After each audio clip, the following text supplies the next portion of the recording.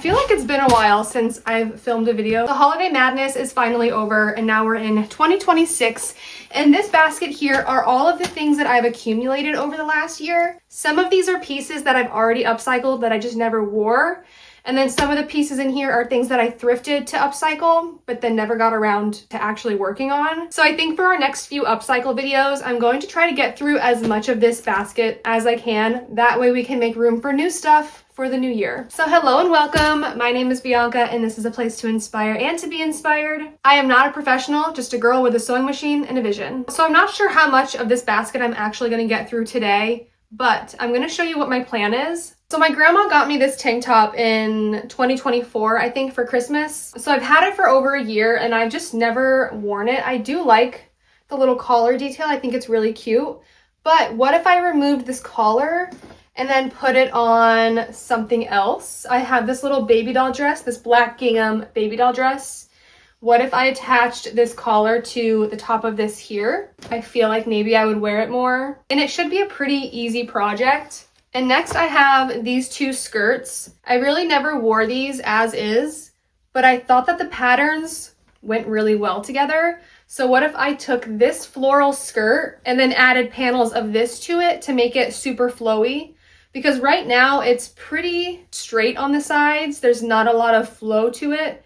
But if I added panels of this blue gingham, I think we could make a really cute, maybe like boho style skirt. And I think I will be able to dress it up and down, which is a plus for me. And the last thing I want to try to get through today is just this blue corduroy mini skirt. It's a little bit too big. I thrifted this a while ago and I knew that I wanted to keep it as a corduroy mini skirt. It's just a little big. So we're just going to make a couple waist alterations to make this fit. So this should be pretty easy as well. And I think these three projects will make a small dent in my basket of things to upcycle. So let's get started.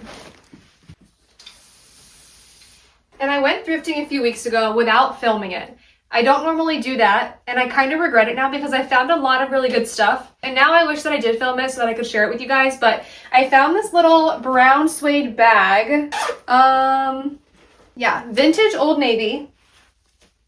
And then also this top that I'm wearing, which I think was actually a nightgown, but I just took in the sides a little bit so that it fit, and I feel like it's so cute. It's also very springy, summery. I know it's January, so it's still winter for a lot of people, but I live in Florida and it's like 80 degrees today, so it feels like spring to me. So this is the first project I want to work on. I thrifted this little gingham baby doll dress a while ago, and I think all I want to do is seam rip this collar portion off of this tank top and then just attach it to this neckline. I think this will be a very easy project.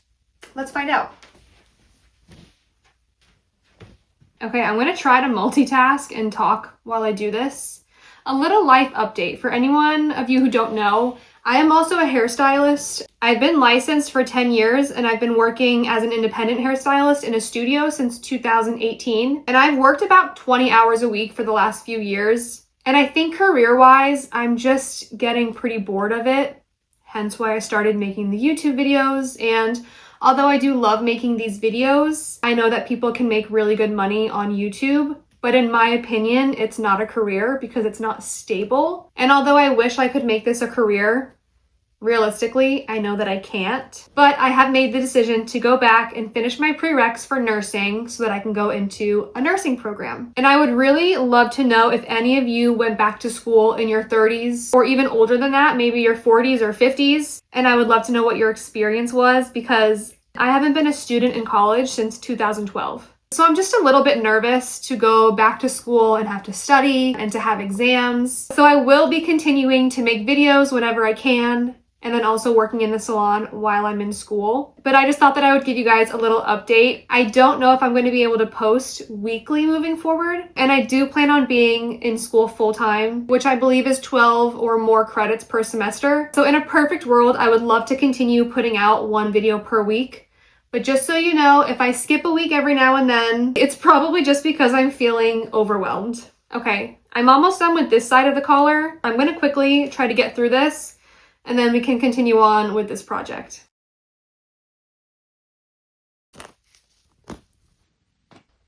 I removed both sides.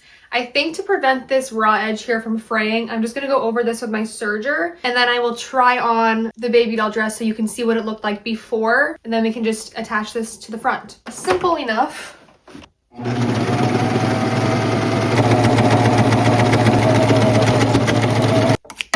Okay, here's what the dress looks like as is. She's cute. I really do like this dress as is, but for over a year now, I've been trying to find a project to add this collar to, and I think this might be cute.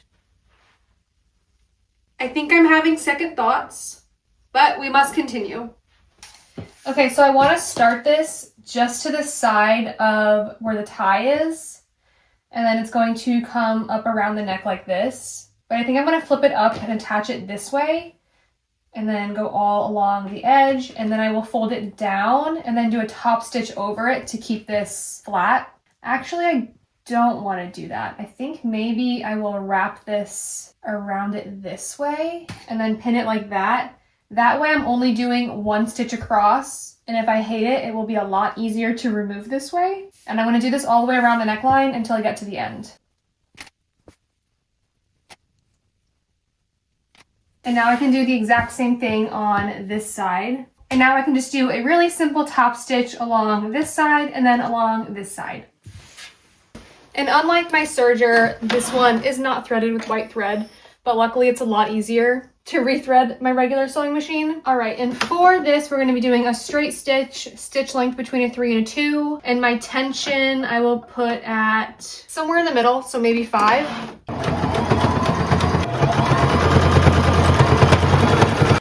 Okay, although I've been seeing a lot of collars on my Pinterest feed, I just feel like it's not giving what I wanted it to give. And I can't decide if it's just not my style or if it's actually not cute. And in my mind, for styling this, I imagined like platform Mary Jane shoes. But I recently sold the one pair that I had on my Depop because I never wore them, not even once, and they just sat here. So now I have this collared baby doll dress that would look really cute with the platform Mary Jane shoes, but I got rid of them because I never wore them, and now I don't know what to wear with this. So yeah, let me know what your thoughts are. Now we can move on to our flowy patchwork maxi dress. And I am really excited for this next project. It's not very often that I take 2 pieces and combine them to make one piece, but I just knew that these 2 patterns would look really cute together. And my vision for this project is to basically turn this into a Godet style skirt. So the waistband on this one is going to stay the same. It does have a zipper here on the side, and I think I'm going to make some slits, maybe like 10 inches down, so from here down. And then with this fabric, I'm going to cut some long triangles, and I'm going to insert them into those slits. This way from the hips down, it will be nice and flowy. I've never done this before, combining 2 skirts together, so you guys are going to be figuring it out with me.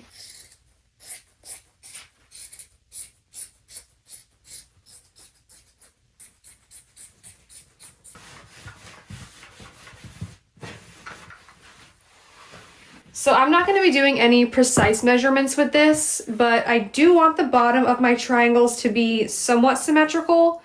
And unfortunately, I can't really use this portion here without the shape just being a little bit wonky. So I feel like I need to start my triangle here.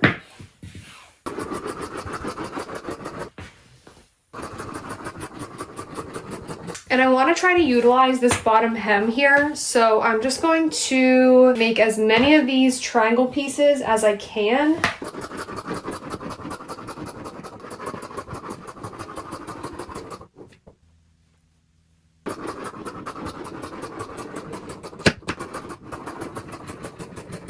I was able to cut out 7 of these long triangles, and in order for this to reach the bottom, I'm gonna have to have it start about here, which I think is fine. I don't know if I'm going to use all 7. It depends on how I want to space them. I think maybe I can do 3 panels in the front and 3 panels in the back. So I'm just going to make a really small mark right here at the top of this, and then I can lay the skirt flat and we can start cutting our slits to insert the triangles. And right here is where I made that little mark. And it looks like that's about 10 inches down and almost 2.5 from the side seam. So if we come over on this side and if we go 10 inches down and then 2.5 inches from the side seam. I can make another little X right here. And then I also want to mark the center of these two X's, which is about here.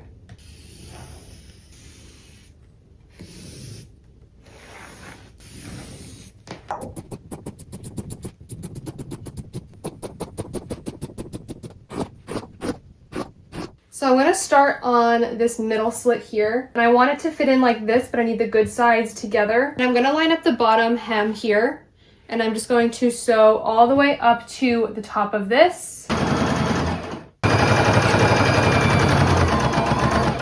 I've attached all three of these triangles. I have it inside out, and we're just going to do the same thing and put the good sides together. I'm going to start at the bottom again, and I'm going to pin all the way up, and I will do this to all three panels.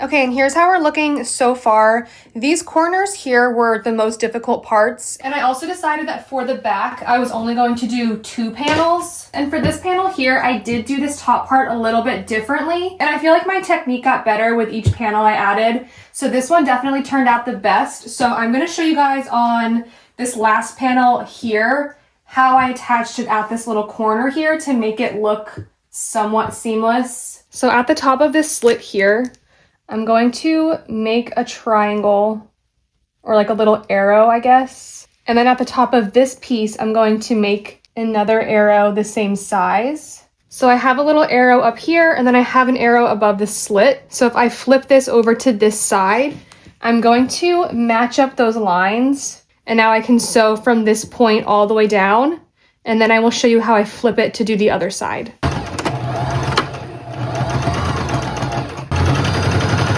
So now for this part, we can turn it inside out. So now we need to make sure this is completely folded to the inside. And now we can line up this fabric, and we're going to start at the top of this seam here so that it comes to a point. And now we can continue this and then sew all the way down.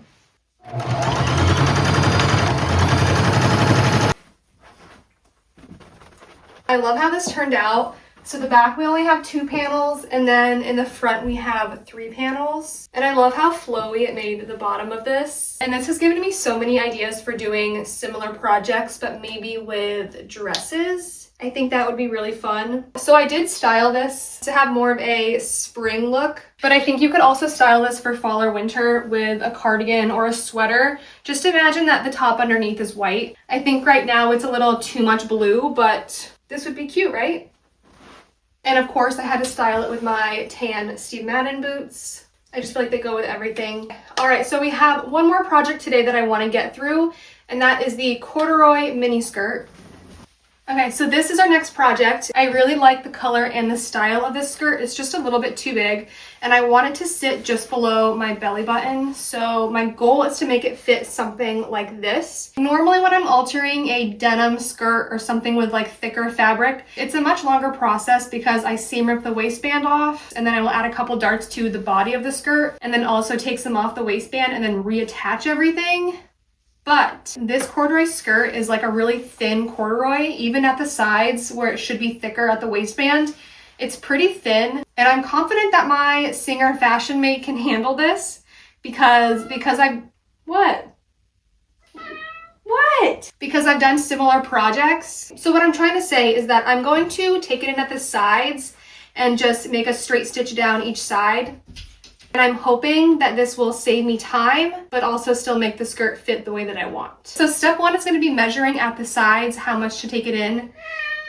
What? So if I pinch the sides, it looks like I'm pinching about 1 inch on each side, which is actually 2 inches on each side, which is actually 4 inches off the waistband. But at the hips, good thing you didn't use your claws. Like I was saying, off the hips, I do not need 4 inches off because it would not fit. So I'm also going to pinch at the hips to determine how much I need off the hips. I'm thinking I'll probably just take, so off the hips, I'm only going to take off half the amount that I'm taking off the waist.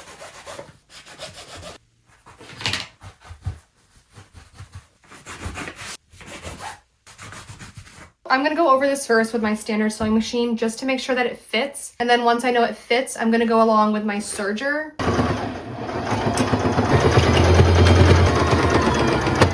I finished taking in the sides. It's a little bit bulky here still because we haven't cut out the extra fabric, but I'm going to show you how I get this to lay flat and also how I'm going to serge the raw edges.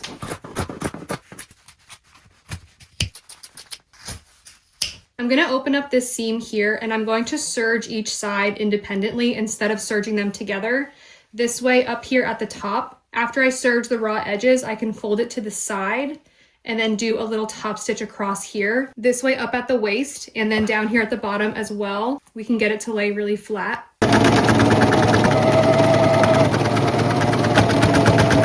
And now we can take this serged edge and I'm going to press it flat like this. And I'm just going to do a top stitch along this portion here, just a little 1-inch segment to keep this flat up at the top. And I'm also going to do the same thing to the bottom. And for this part, I will be switching out my thread since it's going to show from the outside.